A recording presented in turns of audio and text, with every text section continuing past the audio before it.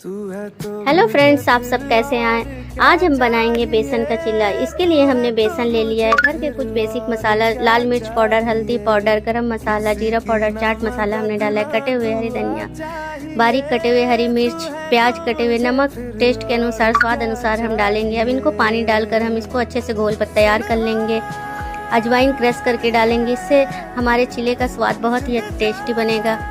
अब इसमें 1 चम्मच हमने अदरक लहसुन का पेस्ट डाला है। तावा भी हमारा गर्म हो गया। अब ऑयल लगाएं, या रिफाइंड ऑयल या सरसों का तेल में बनाएं। ये हमारा एक साइड सेक चुका है। खाने में दोस्तों बहुत ही स्वादिष्ट लगता है।